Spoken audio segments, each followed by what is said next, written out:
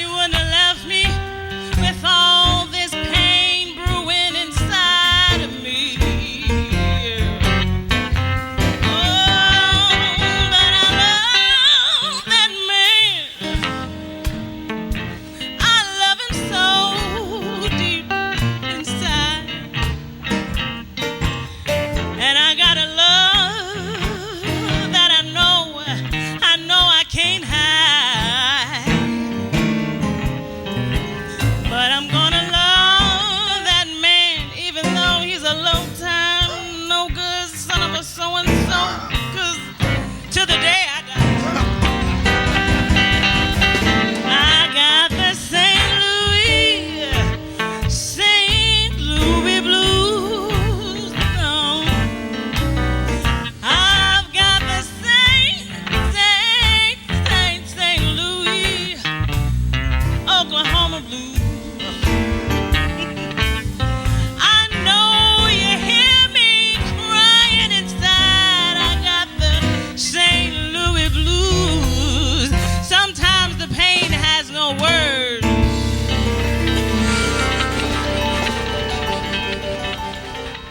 Beautiful. One of my favorite blues lines is, my mom is the only one who loves, is B.B. King. My mom is the only one who loves me, but she might be jiving too. But you know what's probably the best blues line ever? My God, why have you forsaken me?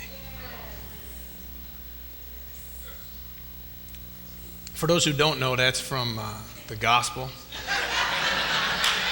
Matthew and Mark, said to be the last words of Jesus after hanging on the cross for 3 hours in the dark, right before he utters a loud cry and breathes his last.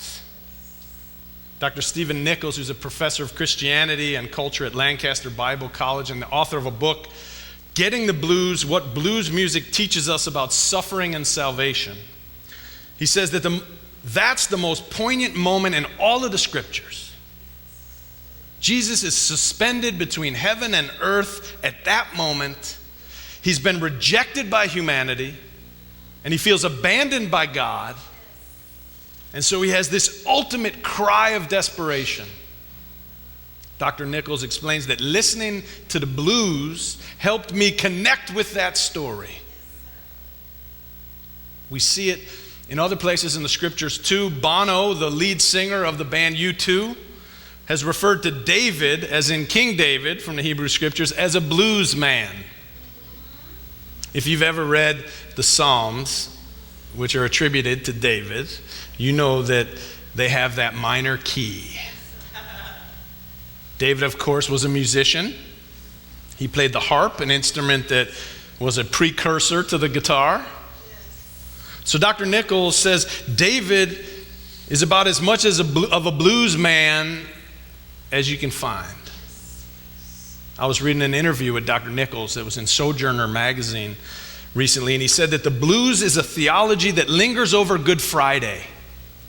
And many American Christians, evangelicals particularly, may be missing out on a fuller view of humanity because they're so anxious to slide toward Easter, but not dwell in Good Friday. Dr. Nichols is a white evangelical Christian. He teaches evangelical Christians, and he says, one of the things I've observed that we evangelicals tend to have a fairly triumphalist theology. Speaking about it musically, it's a theology or view of life that's always in a major key. Some have referred to certain elements of praise and worship music as happy, clappy music. What's missing is a full picture of life, even a full picture of Christ. That's what blues music contains. It helps us, or what blues music contributes. It helps us not dwell on life in a minor key, but it helps us acknowledge and deal with it, because life has its minor keys. In recognizing life's challenges and miseries, we have a more holistic sense of what it means to be human. This past Friday evening, as I sat on the chancel of Morning Star Baptist Church in North Tulsa, I was deeply moved I'd been asked by the pastor there, new pastor, Dr. Rodney Goss, to share a reflection in response to the killing of 9 people, all African Americans, in a church during a prayer meeting in Charleston, South Carolina that happened on Wednesday night. Some of us were gathered here on Wednesday night while this was happening. On the Morning Star chancel, I was surrounded by some wonderful colleagues, most of whom were African American, some of whom I've known for a long time, others who I just met for the first time.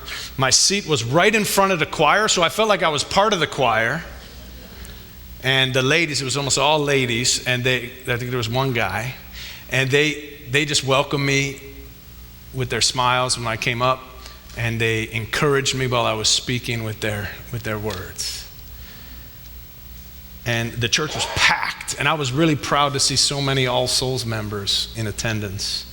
What came over me during the service was how honest the people were about naming the depth of the pain and the fear and the sorrow of that moment, of this moment. But also, at the same time, offering a message of healing and hope.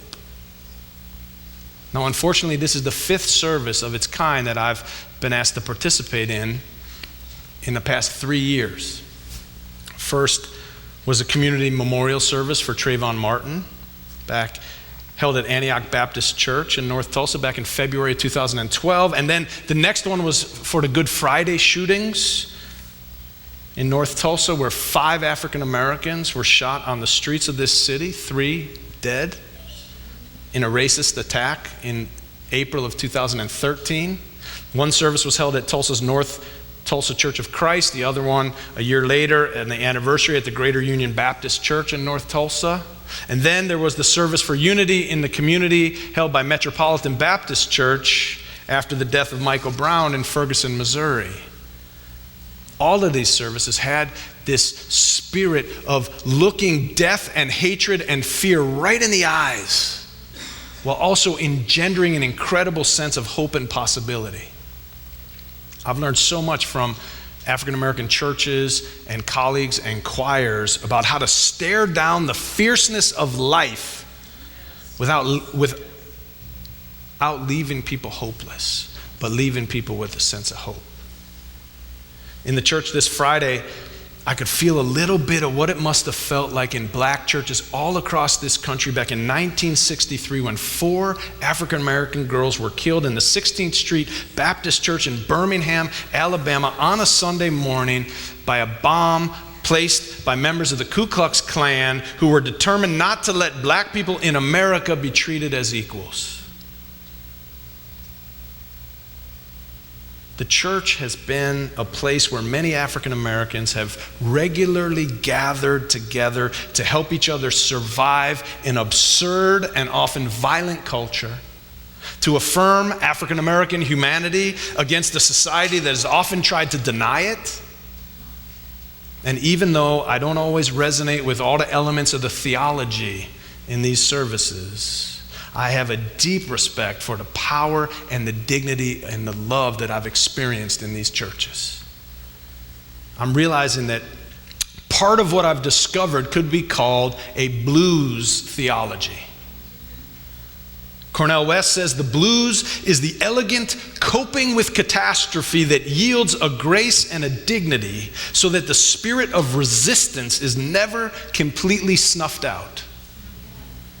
Blues music takes the trials, troubles, and tribulations of human existence, and it reminds us that pain is as common as rain, but it does not leave us there.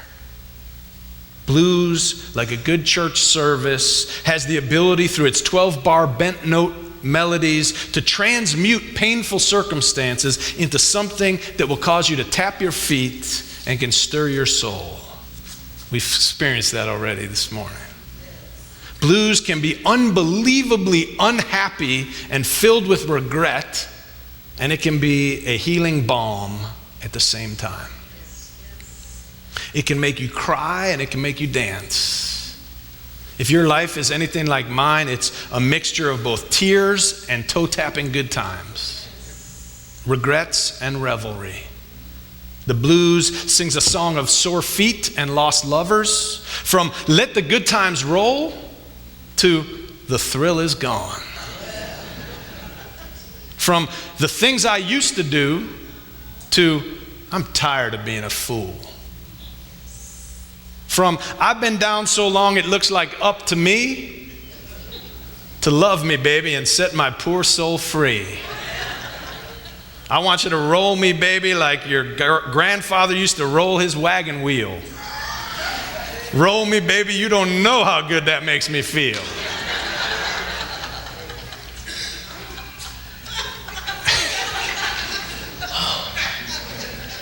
African-American theologian James Cone says that the blues tells us about black people's attempt to carve out a significant existence in a very trying situation.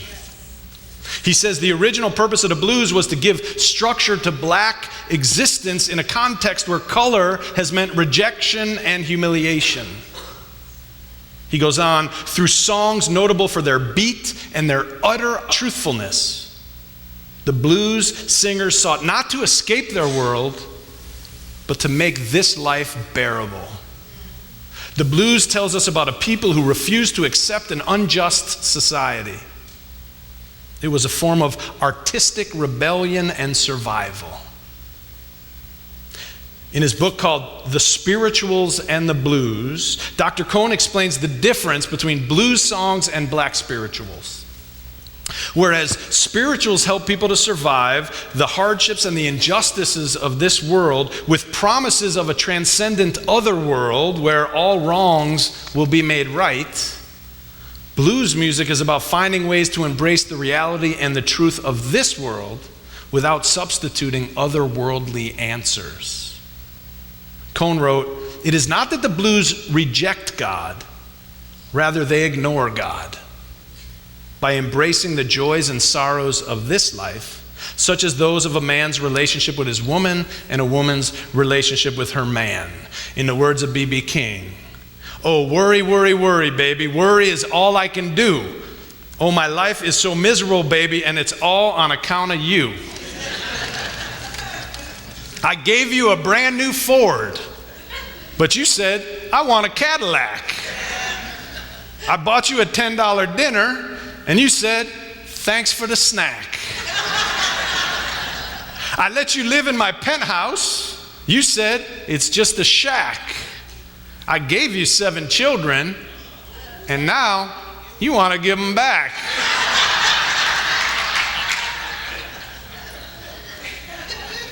Or Albert Collins, who sang, "If trouble was money, baby, I swear I'd be a millionaire. For you, I'd buy the whole world and still have money to spare." Blues music tells us that no matter what we're going through, we can bend our lives like the notes in a guitar and turn them from periods of low-down kind of blues into a love song. From a I woke up this morning and I can't find my shoes kind of blues into a caress me, baby, like the wind caresses the trees. I want you to love, love me, baby, like a soft, soft summer breeze. Our lives are like the blues. The blues is not born of perfection. The blues seeks to redeem imperfection. Isn't that what we're all trying to do? Redeem the imperfections of our world and of our own lives. Our own imperfections. To take the cords of our blessed and broken wings and learn to fly. And learn to love and to leave this world just a little bit better than we found it. The truth is that we were not born into a world that makes sense. The events of this week are a painful reminder of that. We were not born into a country that's a finished product by any means, especially as we strive to create a nation of equality and justice for all. What I love about blues theology is that it does not try to appease us to accept the suffering and injustices of this world with a promise of another world. Rather, the blues uses music and poetry to help make the challenges of this world bearable enough so that we can do the work to transform this world and ourselves for the better right now, right here. In my message to Morning Star Baptist Church on Friday, I said, even as our nation continues to take important steps toward the promise of equality, and even as this generation strives once more to make real the idea that all men and women are created equal, we continue to reap the painful harvest of centuries of racist ideology, which in the aftermath of the heinous killings of this week reminds us that we still have our work cut out for us to create for ourselves and our children and our grandchildren a nation that might one day live up to its name and live up to its dream and live up to its possibility. I was reminded of the late great African-American poet Langston Hughes, who said, "Oh, let America be America again, the land that never has been yet and yet must be." Let America be America again. Let it be the dream it used to be. Oh, let my land be a land where liberty is crowned with no false patriotic wreath, but opportunity is real and life is free. Equality is in the air we breathe. For all the dreams we've dreamed, and all the songs we've sung, and all the hopes we've held, and all the flags we've hung, the millions who have nothing for our pay except the dream that almost died today. Oh, let America be America again, the land that never has been yet and yet must be, the land where every man is free. Oh yes, I say it plain, America never was America to me, and yes, I swear this oath, America will be. If there is ever going to be a land of liberty and justice for all, we're going to have to work for it. Nobody's going to give it to us. Jesus did not say, "You will be born in the kingdom of heaven." Jesus said, "Go build the kingdom of heaven." He taught people to pray, "Thy kingdom come on earth as it is in heaven." Well, it certainly doesn't feel like heaven down here this week, does it? So let us pray, but when we're done praying, let us go about the work of building America. A country that is not yet, but yet must be a land of liberty where every man and woman is free. That means a land where the police treat everyone equally, where our money goes into creating well-funded and high-tech schools, not into creating well-funded and high-tech prisons, where our churches and our neighborhoods are free of gun violence, where black men and white men and women of every hue and kind are able to get along, get a job, get an education, get a life, and get a piece of the world they dream about. We cannot let our dreams or our nation be diminished by the recent acts of barbarity and hatred in Charleston, South Carolina. And we should not and will not settle for a culture that places one race above another. But let us remember that our dreams will only be dreams unless you and I vote and march and sign petitions and create communities that bring people together across our differences.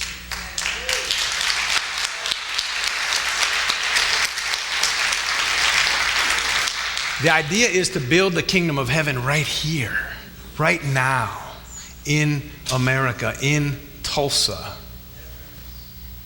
That's a blues theology. An act of creative resistance within a culture that hasn't quite arrived yet, that hasn't quite been born into its full possibility. But we hang on to the possibility that America can be the nation that it dreams to be, the one that was breathed into the life of this nation, the spirit of this place. But it's not just going to happen just with prayer.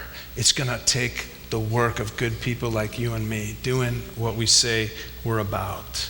It's an act of creative resistance like the blues. And on this Father's Day, I want to give thanks to the father of the blues, W.C. Handy, for giving us this blessing in our world, and invite you to consider what it is that you can do to creatively transform your anger into love, your sorrow into compassion, and your heartbreak into what we call here love beyond belief. What helps you bear this life? I hope All Souls is part of it. But what else? Is it music? Is it painting? Is it poetry? Is it dance? Is it movement? Yoga? How do you transmute your pain into something of value and purpose? Or as Dr. King said, after those young girls were bombed in their classrooms, in their church, in 1963, he said, God will wring some good out of this tragedy. What do you do to wring good out of the painful places in your life? Because we all have to become like blues musicians and learn not to escape our difficulties, but to redeem them. That's what we're asked to do, is to become like blues musicians and not to try to escape our difficulties, but to try to redeem them. Happy Father's Day. I love you. Amen.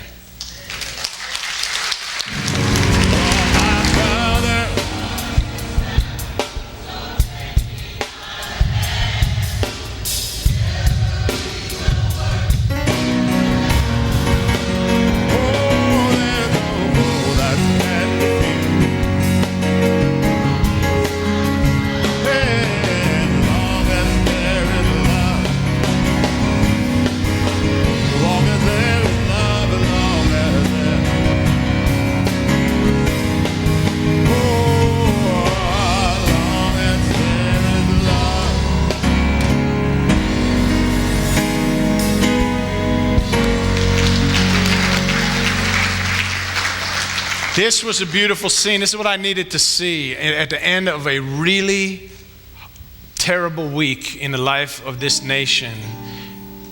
Looking out at this congregation, holding hands across all of our differences. The person who did this dastardly deed said he was trying to create a race war.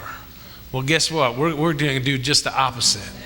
We're going to take inspiration and make a big difference by bringing people together. So tell your friends, tell your family, tell everybody you know. Come on out. Bishop Pearson's going to be here preaching next Sunday. This summer we got a great lineup of people. We even have the rabbi coming in from the temple is going to speak to us in August. So we've got great folks coming to speak this summer. We're going to continue to keep this going all summer long and bring people, tell them to come, because we need to create a world that's going to change the way people see. There's so much ignorance out there, but it does not need to be the way that the future goes. But the only way people are going to really get past it is to get to know each other, get to be in community with one another. And we have a gift. It's a gift that we have here that we can invite people to join and be a part of. So go out into the world in peace and have courage. Hold on to what is good and return to no person evil for evil. Strengthen the faint-hearted. Support the weak. Help the suffering. Honor all life. Go and be blessed and be a blessing. Amen. All right.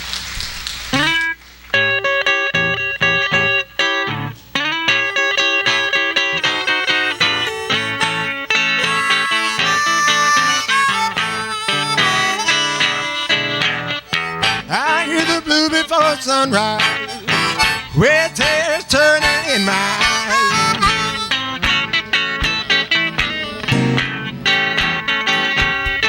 Yeah, I get the blue before sunrise, with tears turning in my eyes.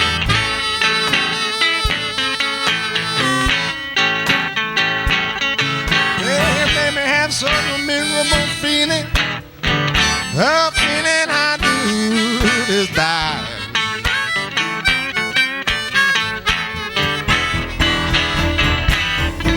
Seems like everybody down on me.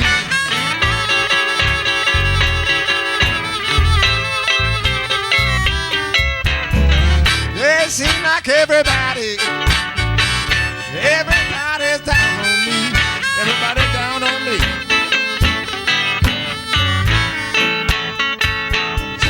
So I got to catch on with my trouble. Way down in the deep blue sea. You got something to say, David?